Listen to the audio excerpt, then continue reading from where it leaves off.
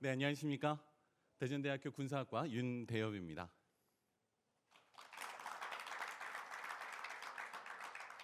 네, 식사를 마치자마자 허겁지겁 엘리베이터를 기다리고 내려왔더니 그냥 바로 시작을 하게 되어서요.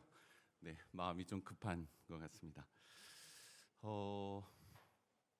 육군역 포럼을 준비하고 또 초청해 주신 육군본부 그리고 서울대학교 미래전연구센터 관계자분들께 진심으로 감사드립니다.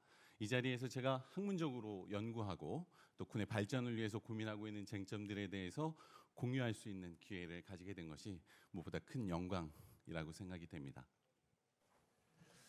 육군역 포럼 발표를 위해서 논문을 준비하는 시간은 공부하는 시간이기도 했지만 한편으로는 이 학자로서 반성의 시간이 되기도 했던 것 같습니다.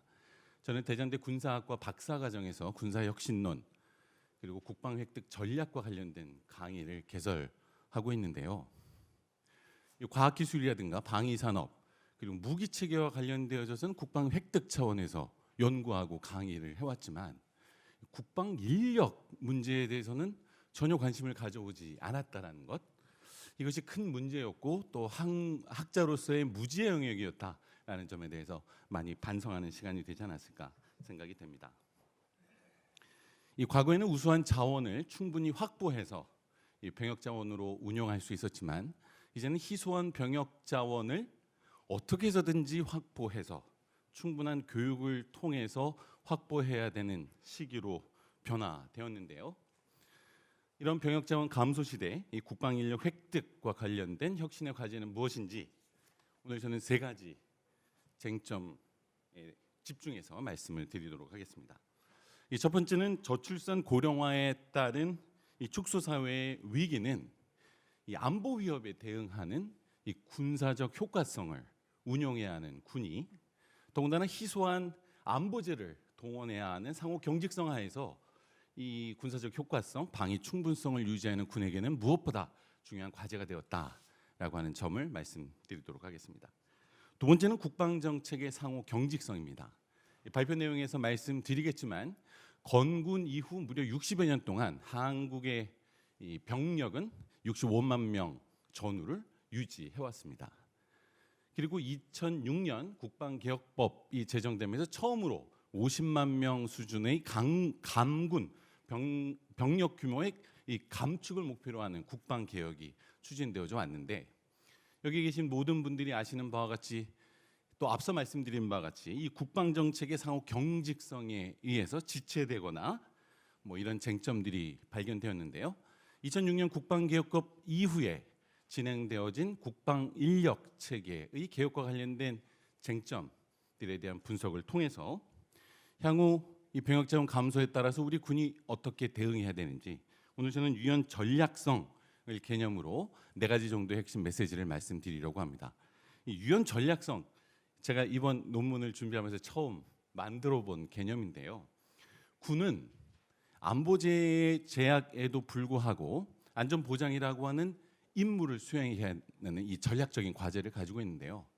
결국 이런 안보제의 변화에 유연하게 대응해야 하지만 이 군이 부여받은 임무를 수행해야 한다는 전략적 과제를 수행하는 이 두 가지 목표가 병합된 개념이 유연 전략성이라는 점 먼저 말씀드리도록 하겠습니다. 저출산 고령화에 수반되는 위기가 우리 사회 전반의 축소 지향의 구조적인 과제로 논의되고 있습니다. 사실 구조조정의 차원뿐만 아니라 여러 가지 소멸 차원의 논의로 진행되고 있습니다. 앞선 패널에서 말씀하신 바와 같이 이미 지방 대학은 소멸의 위기에 직면해 있고요. 지방 소멸, 농촌 소멸, 숙련공의 소멸, 또 지방의 필수 의료 체계 소멸과 같은 쟁점들이 논의되고 있습니다.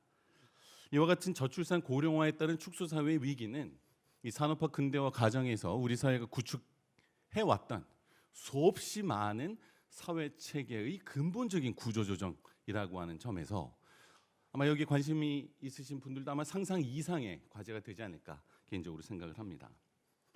이 저출산 고령화는 인구적 과제, 경제적 과제, 사회적 과제, 지역적 과제, 정치적 과제 수없이 많은 과제를 수반하고 있습니다. 저는 이것을 코리안 트랩이라고 하는 개념으로 설명할 수 있지 않을까 생각이 됩니다. 이 경제학자였던 멜서스는 오히려 인구가 기하급수적으로 증가하면서 사회 위기가 될 것이다라고 하는 멜서스 트랩을 말한 바 있었는데요. OECD 국가는 물론이고 인류 역사상 이렇게 빠른 속도로 인구가 감소하는 것 아마도 코리안 트랩, 멜서스 트랩의 정반대 측면에서 축소지향의 구조조정이 수반되는 코리아 트랩의 위기를 수반하고 있습니다. 더군다나 이 축소지향의 이 위기 구조조정이 진행되고 있는 거대한 위기 가운데 이 상호 경직성을 특징으로 하는 우리 군은 더 구조적인 위기에 직면할 수밖에 없습니다. 이후에 세부적으로 말씀드릴 텐데요. 건군 이후 65만 명의 병력을 유지해 왔던 우리 군은 2016년을 기준으로 하더라도 약 62만 명의 병력을 유지했는데요. 2017년부터 5년 동안 50만 명으로 약 12만 5천 명의 병력을 감축한 바 있습니다. 자, 이것이 끈이 아니라는 점에 가장 중요한 문제가 있습니다. 2006년도에 50만 명 감군 목표가 제시되었지만 그것이 이제 2022년도에 이제 완료가 되었는데요. 앞에 그래프에서 보시는 바와 같이 카이다에서 아주 낙관적으로 인구 감소의 시나리오를 고려하더라도 20년 뒤에는 30만 명대의 병력 규모가 그것도 현재의 병역 제도가 유지되는 선에서 유지될 수 있다라고 하는 비관적인 전망이 제시되고 있습니다. 그래서 2006년도 국방개혁법에는 2020년까지 50만 명 수준의 병력을 유지하기로 했지만 바로 올해입니다. 올해 8월 이 국방개혁법 개정안에는 가용 자원을 고려하여 안보 위협에 대응이 가능한 적정 수준의 병력을 유지한다 해서 이 숫자 목표가 사라지게 되었습니다. 그야말로 이제 구조적인 위기에 직면하게 된 것인데요. 자, 병역 자원의 감소에도 불구하고 안전보장이라고 하는 우리 군에게 부여된 임무를 수행하기 위한 과제는 무엇일까? 자, 안보 위협에 대응해서 희소한 안보재를 획득, 운용해서 이 군사적인 효과성을 가진 전력 체계를 유지해야 하는 군대는 근본적으로 이 존재 자체에서 상호 경직성을 극복해야 하는 과제를 안고 있습니다. 이 상호 경직성은 세 가지 측면에서 말씀드릴 수가 있겠습니다. 첫 번째는 안보 위협과 전략 목표의 경직성입니다. 어쨌거나 군이 부여받은 임무는 어떤 경우라도 상대방의 이 도발을 억제해야 되고요. 도발했을 경우에는 이거를 방어하고 공세적으로 국가안보를 지켜야 되는 임무를 가지고 있습니다. 이 임무는 필수 불가결한 임무이고요. 어떤 경우라도 병역 자원이 감소한다고 하더라도 이 임무는 타협할 수 없는 존재론적 이유라고 할 수가 있겠습니다. 두 번째는 전략 목표와 군사 체계의 상호 경직성입니다. 자, 앞선 패널에서도 이제 몇 가지 쟁점들이 논의가 되었는데요. 자, 우리 군이 이 군사 전략적인 목표를 수행하기 위해서 여러 가지 변화를 하고 있지만 이 변화의 속도는 그다지 생각보다 빠르지 않습니다. 뭐 좋은 말로 하면 우리 군이 보수적이라고 하는 것이고요. 제가 사용하는 개념으로 말씀드린다면 경직화되었다라고 하는 것인데요. 존재론적으로 경직되어 있을 뿐만 아니라 조직의 제도, 인식, 문화, 또 기술을 수용하는 방식에 있어서 경직적일 수밖에 없기 때문에 전략 목표와 이 군사 체계는 상호 경직적인 관계에 있다라고 말씀드릴 수가 있겠습니다. 세 번째는 안보재를 동원하는 것에 있어서도 쌍방 독점적인 상호 경직성을 가지고 있습니다. 자, 방위 산업은 이 무기는 다른 시장에서 공개적으로 팔 수 없는 물건이기 때문에 이 수요자와 공급자가 소수인 쌍방 독점 관계에 있을 수밖에 없고요. 그래서 국방 기술이라든가 방위 예산과 같은 제약 역시도 이 안보재의 동원을 제약하는 상호 경직적인 요소라고 말씀드릴 수가 있겠습니다. 이 때문에 우리 군은 이 군이 임무 완수에 필요한 안보재를 획득하는 데 있어서 특수한 생태계, 저희는 이거를 국방 획득 체계라고 하는데요. 국방 획득 체계를 구축하고 운영해 왔습니다. 앞에서 보시는 바와 같이 국방 획득 체계는 이 정보 판단에 따라서 소요 기획을 하고요. 이 소요 기획된 기획 결과에 따라서 예산을 확보하고 이 예산이 확보되면 연구 개발할 것인지 면허를 사다가 그죠? 이 기술을 사다가 국내에서 생산할 것인지, 기술을 도입할 것인지, 아니면 해외에서 구매할 것인지 국방 획득이라고 하는 요인을 결정하고, 그리고 전력화된 이후에는 군수 지원, 성능 개량, 이후에 폐기라고 하는 이 총 수명 주기 관리 차원에서의 비용 관리를 하게 됩니다. 자, 우리 군은 완수해야 되는 임무가 부여되어 있습니다. 하지만 완수되어 있는 임무는 전력 구축 목표와 격차를 가지게 되고요. 또 이 국방 획득 체계에 따라서 이제 기획되고 운영되는 전력 구축 목표는 실제 내가 가지고 있는 무기와 또 격차를 가지게 됩니다. 그래서 국방 획득 체계, 안보제, 이제 안보 목표를 달성하기 위해 군이 이 안보제를 동원하는 과정에 있어서는 임무와 목표와 실제 능력 간의 이제 격차가 발생하게 되는데, 그 요인은 기술적인 요인과 비용의 요인과 그리고 시간적인 요인입니다. 아무리 전력화가 되더라도 시간적인 이 시급성을 충족하지 못하면 그것도 또 무용지물이 되는데요. 아까 말씀드린 바와 같이 자, 이렇게 국방 획득 체계에 있어서 시간, 기술, 비용이라고 하는 변수가 임무와 목표와 능력의 차이를 만든다라고 하는 것이 기존에 제가 연구해 왔던 국방 획득 전략과 관련된 문제였다면, 빨간 표시로 되어 있는 것 같이 이 병역 자원 문제는 왜 이 국방 획득 체계 안에서 고민하지 못했는가, 제가 이 연구를 준비하면서 가장 반성했던 부분이라고 말씀드릴 수가 있겠습니다. 다시 말씀드리면 군이 완수해야 된 임무와 목표와 능력의 격차를 만드는 것은 시간과 기술과 비용의 문제였는데, 바로 병역 자원이라고 하는 새로운 변수가 이 임무와 목표와 능력에 가장 중요한 또 영향을 미치는 변수가 되었다. 이것이 병역 자원 감소 시대의 국방 획득 체계 개선에 위한 가장 중요한 과제 중에 하나가 되었다라고 말씀드릴 수가 있겠습니다. 자, 그렇다면 국방 개혁법 제정 이후에 국방 인력 정책은 어떤 목표를 가지고 어떤 과정으로 진행되었는지 간략하게 말씀드리도록 하겠습니다. 자, 이를 위해서는 남북한의 병력 규모를 좀 역사적인 시각에서 보실 필요가 있는데, 앞에서 보시는 바와 같이 파란색은 한국군의 병력 규모인데요. 건군 이후에 65만 명 수준에서 큰 변화 없이 병력 규모가 유지되었습니다. 반면 북한군의 경우 이 두세 번의 중요한 변곡점을 발견하실 수 있는데요. 1950년대 북한 주둔 인민해방군이 철수한 이후에 약 20만 명 규모의 병력 증강이 있었고요. 탈냉전 이후에는 외교적, 군사적으로 또 경제적으로 고립되었던 북한이 한국에 대한 군사적인 균형을 유지하기 위해서 이 병력 규모를 약 130만 명 규모로 상향했다는 것을 보실 수가 있겠습니다. 하지만 역사적으로 5, 60년 동안 한국의 병력 규모는 큰 변화가 없었다. 바로 이것이 수요자 우위의 병력 시장에서 우리 군은 병력, 국방 인력을 관리해야 될 뿐 혁신적인 차원에서 획득하고 양성하고 교육해야 된다라는 이 절체절명의 필요성을 느끼지 못했다라고 하는 점을 대변할 수가 있겠습니다. 자, 이런 국방 인력의 경직성은 2006년 50만 명 수준의 감축 목표가 제시된 국방 개혁법이 제정되면서 큰 변화를 겪게 되는데요. 자, 국방 개혁법은 문민 기반 확대, 근본적으로는 합동성을 강화하기 위해서 합참의 기능을 강화하고 육해공의 균형 발전, 병력 감축과 기술 집약적 군 구조 변혁을 통해서 저비용 고효율의 이 국방 관리 체계를 구축하는 것을 목표로 했습니다. 여러 가지 조항이 있지만 세 가지 점에 주목해서 보실 필요가 있는데요.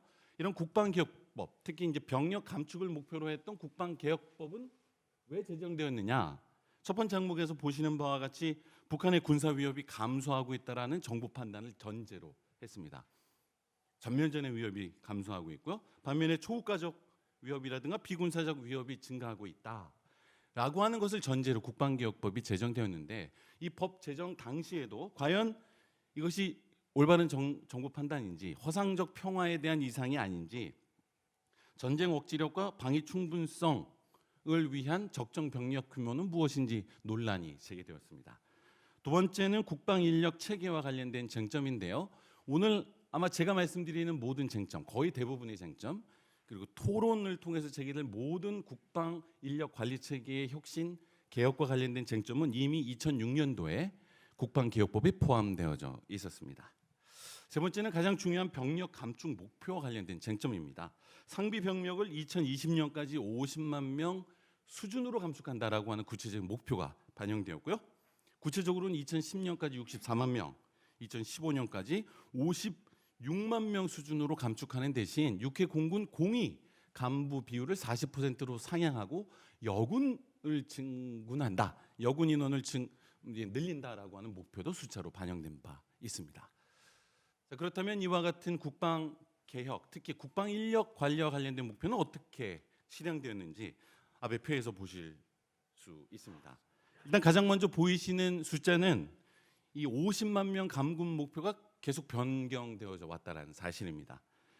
국방개혁 2006에서 2020까지는 50만 명 수준이었는데요. 2009년도 이명박 정부에서는 이것이 51만 7천 명으로 변경되었고요. 그리고 연평도 천안함 사태 이후에는 오히려 또 병력이 살짝 늘었습니다. 52만 2천 명 규모였고요. 또 박근혜 정부에서는 52만 2천 명을 유지하되 이 병력 규모의 국방개혁 완료 시기가 2030년까지 확장이 되었습니다. 법규는 이제 변경되지 않았습니다. 그리고 문재인 정부 출범 이후에는 다시 50만 명의 감군 목표가 추진되었는데 2015년까지 56만 명으로 감군하겠다고 하는 목표에도 불구하고 2016년도 목표 실제 병력은 62만 5천 명으로 운영되었습니다. 자, 국방 개혁, 특히 국방 인력 체계의 개혁과 관련된 정책은 지체되었다. 왜 지체되었는가? 두 번째에서 보실 수가 있습니다.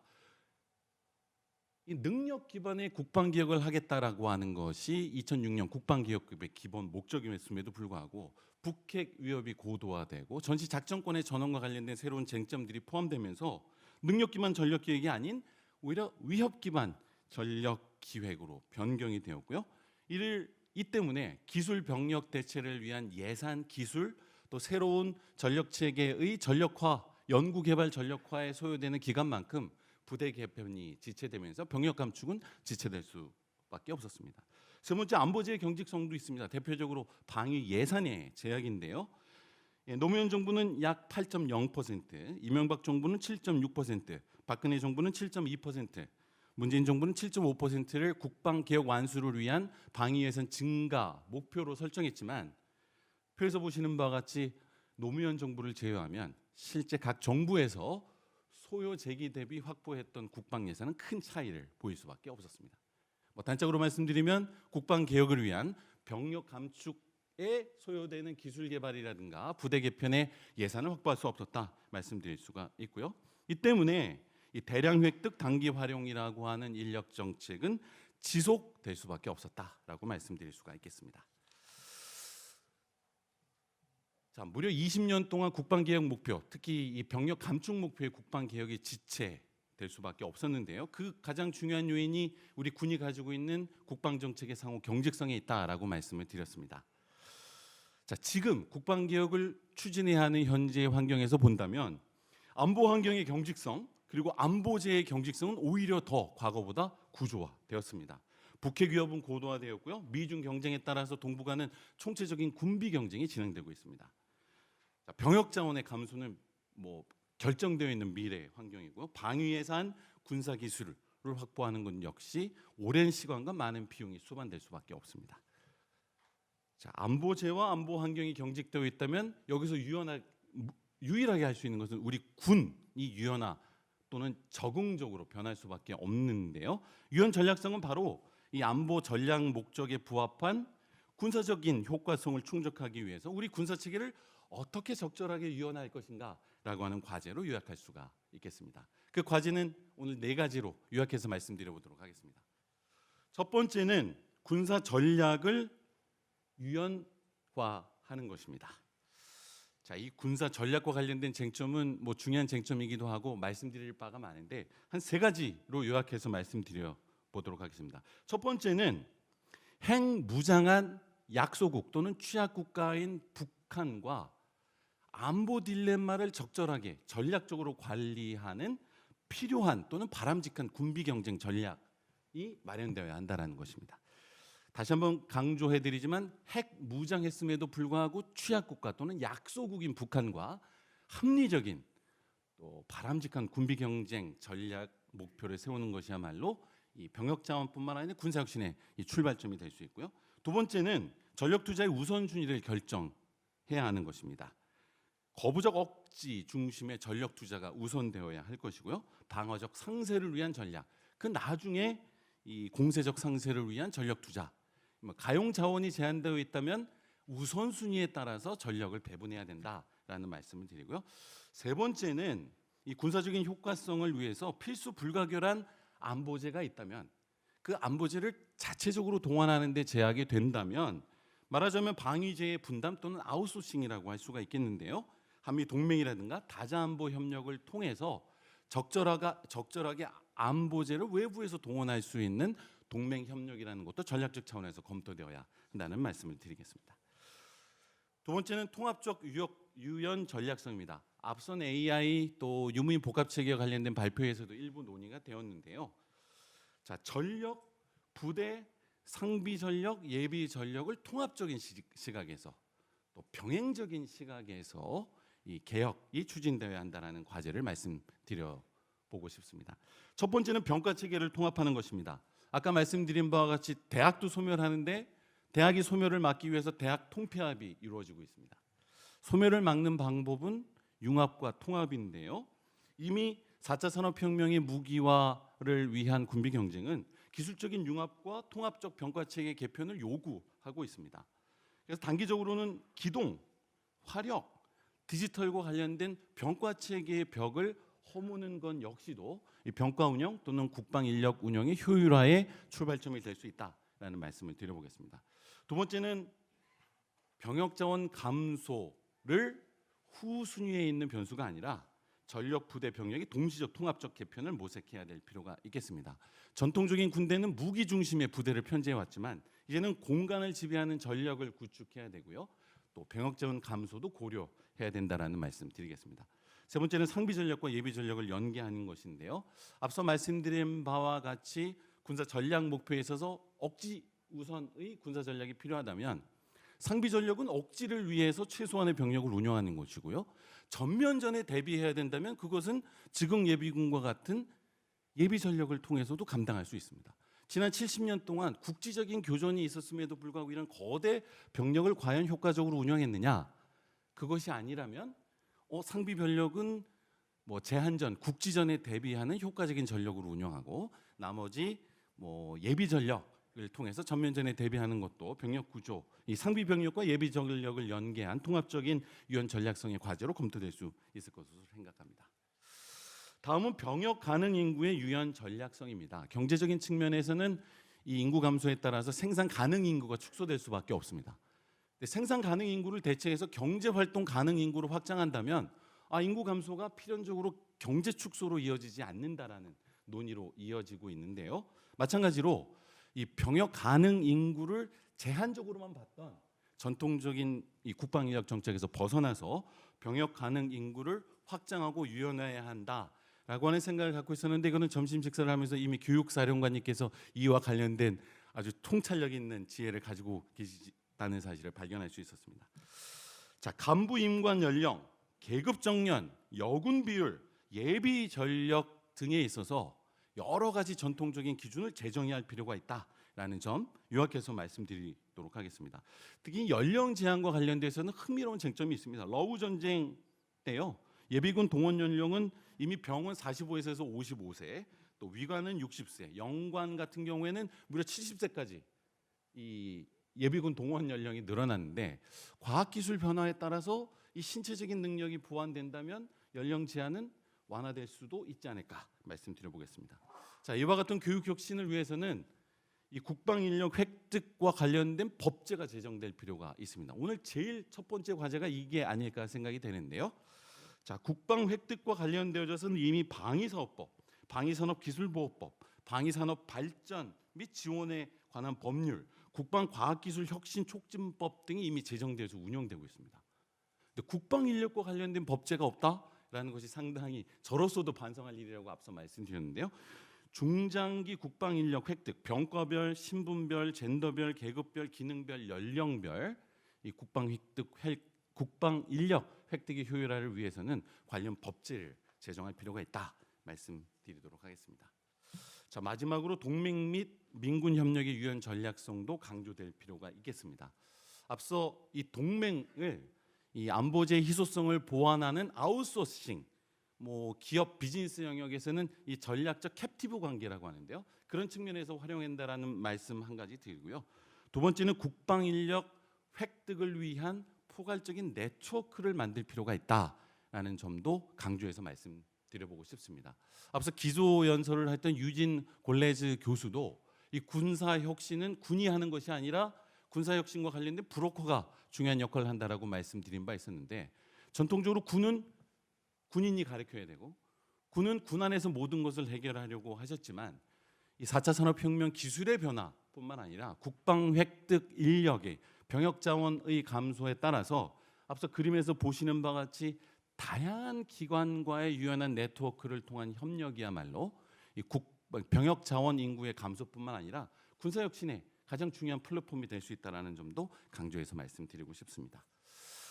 자, 앞으로 병역 자원과 관련된 혁신의 임무는 근본적으로 이 군이 가지고 있는 상호 경직성을 극복하는 과제가 아닐까 생각이 됩니다. 안보 위협 군사 측의 안보 자원의 총체적이고 동시적인 혁신 과제가 이제 추진될 필요가 있고요. 국방 인력 획득과 관련된 법을 통해서 중장기적인 국방 인력 운영과 관련된 혁신과 관련된 이 목표가 수립될 필요가 있고요. 특히 아웃소싱을 어떻게 효과적으로 하느냐라고 하는 점이 향후에 우리 군에서 검토할 만한 가장 중요한 과제가 아닐까라고 하는 말씀으로 오늘 발표 마무리하겠습니다. 감사합니다.